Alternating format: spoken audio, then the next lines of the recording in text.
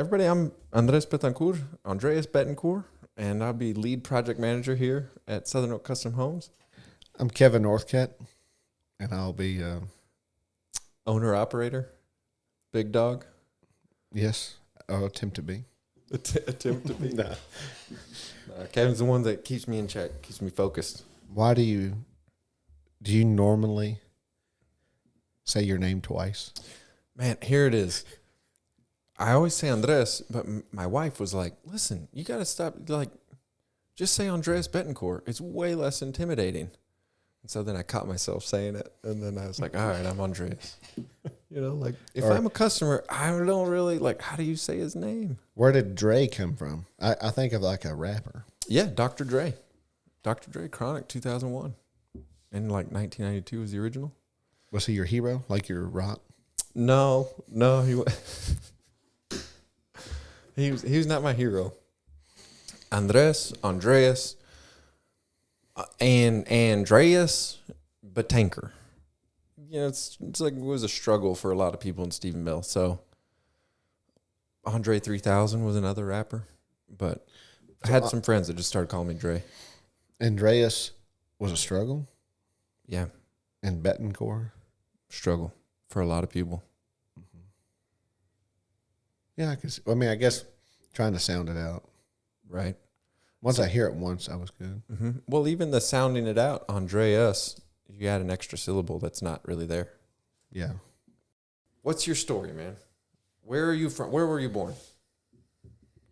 Cleburne, Texas, I think. You were born in Cleveland? I think that was the hospital. Oh, nearest hospital. Okay.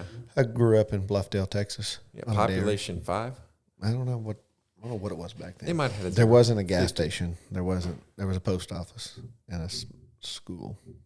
I think up to 8th grade, I think. Was there a light? No, still not a light. Still not a light. But we got a bank. You got a restaurant? Got a restaurant. 2 restaurants. 2 restaurants. We got a gas station. We're moving on up. You guys are we got ourselves that little antique little store. That's true. That's when you know you're moving on up. Commerce. Yes. And we have a saddle shop. Which that saddle shop's been there ever since. And Miss Warnick's hardware store. It's a cool little store. I've never seen it. Never been in it. It's in the square. Okay. Or the downtown. Yeah. You have to go in Miss Warnick's. And Steve Taylor, the saddle shop. Both those. You got to go in both those. All right. When you walk in, they're like, oh, hey, Kev. No, they don't remember me. It's been too long since I've been there. No. But you need to go in there. Okay. Like, I just want to know, when you go in there, I just want you to let me know what your thoughts of. Soak it in. Just let me know. Your upbringing is very different than mine. Okay, so you got siblings. You grew up in Bluffdale in the country, middle of nowhere. On a dairy. My dad was a dairyman for, I think, 23 years. He went out of the dairy business, sold out when I was about 11 or 12. And then, but I have an older brother, 2 older brothers and an older sister. And then myself, and then I have a younger brother. There's 5. And then we call him a brother, but he lived with us. I don't know how long he actually lived with us, 5 years maybe. In and out. Listen, if you're a friend long enough, I just call you a cousin. Yes. I got a lot of family. We call him a brother. So we always say there were 6. Nice. So, So your dad sold out the dairy at 14, and you started framing, or you were 11 or 12. You started framing early teens, right? Yeah, when I was about 14. Whenever I started, my brothers, I had gotten fired from my ranch job for being too lazy. So then my brothers had just started framing on their own. So I was like, hey, can I go to work with y'all? Like, no, you're too lazy. So that's actually my second job to get fired for being too lazy. And so went to work with them, and then the rest is history. Like, been framing. I loved it. Fell in love with framing, and then I worked for my brother Steve. So, okay, you fell in love with framing. You were full-time, 15-ish. Then you chose to go to Tarleton. Why? The fallback plan. Plan B. Yeah, but as looking back at that, was kind of like, I don't know.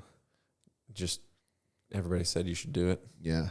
And then I got there, and then just didn't do it. Me and school didn't mesh well. That's fair. So you were 22 and your brother's like, hey, met this girl. Life's about to change, about to move, about to leave, right?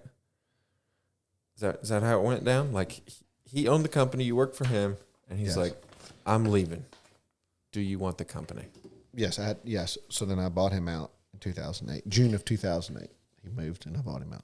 Was that pretty crazy? It's scary for you? You're 22, 23, and you bought out company from your brother, and now you have employees that you have to help feed. Yeah, because I was nervous, very nervous, because you're like, I don't know what's worse, trying to start out without any customers, or like buying your brother out and trying to make sure that you fill the shoes. Sure. You're the fourth of five, so you're trying to fill the shoe and then trying to make sure your customers and make sure you don't lose your guys, make sure the crews don't leave, make sure your builders. So you go through that process, and then 6 months later, we call it '08. Okay. The economy crashed in the building industry.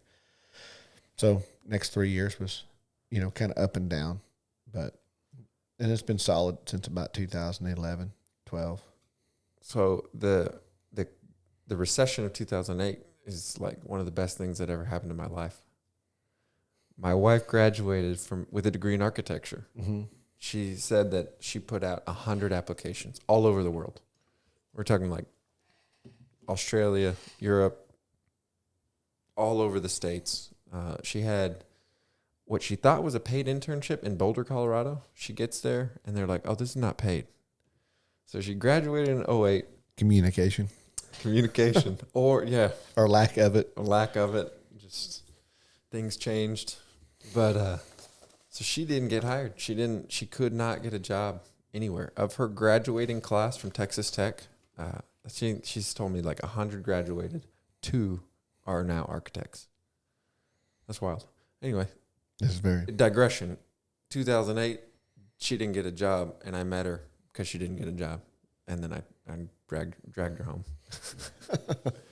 So after 2008, you've been going full tilt.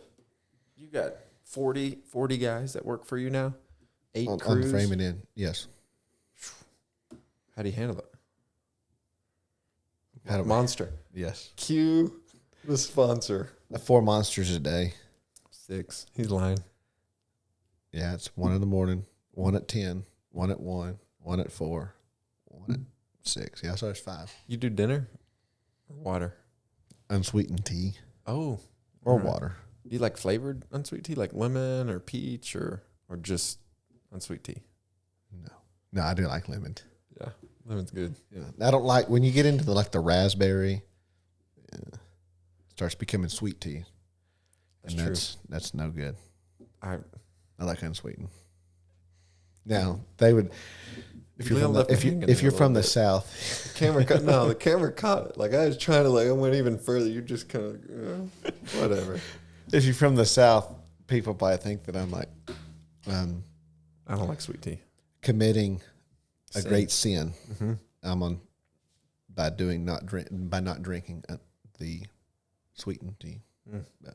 Okay, by all accounts, you're a successful guy. You're a successful framer. Things are going well. What are we doing with Southern Oak? Like, why are we doing this? What are you bringing to the table?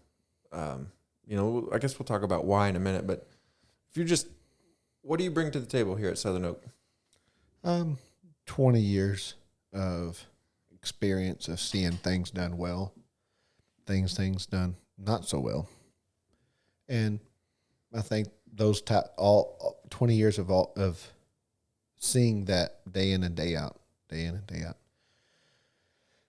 That's what I think I'll be, and all that experience. How many builders do you think you've worked for? Throw a number. Throw a dart. 500. No, maybe not that many. maybe 200.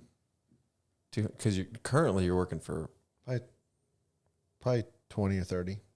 20 or 30 builders that you work for. That's a lot. You have seen a lot. Mm-hmm. But I think that's those types of things, and I'm bring to the table a open mind. Like a lot, I've been around other GCs where they want to do it the same way since 1992, and they have a closed mind, and that's okay. They use framing guns or still? No, I'm just talking hammering about the processes and things like that, and so I'm just giving credit. yes, I got that afterwards. Yeah. So having the open mind and learning because there's new and better technologies that's coming out every day, and how to make make builds better, more more efficient, make energy more efficient, make homes tighter, as far as air tightness and insulation,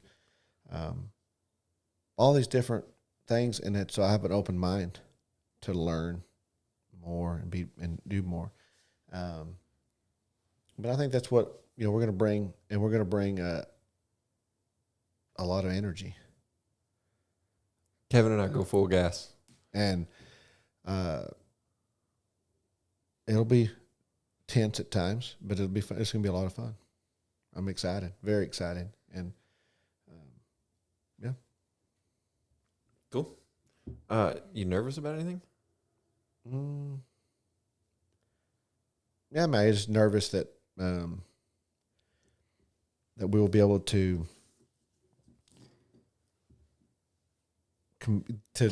fulfill what we are setting out.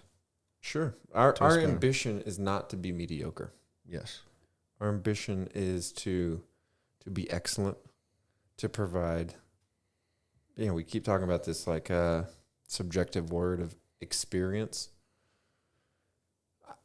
There's a little nervousness in me, like, hey, you're talking a lot. You better deliver. Yes. So. But I'm not too. I mean, I've been in it a long time. Mm-hmm. I'm not.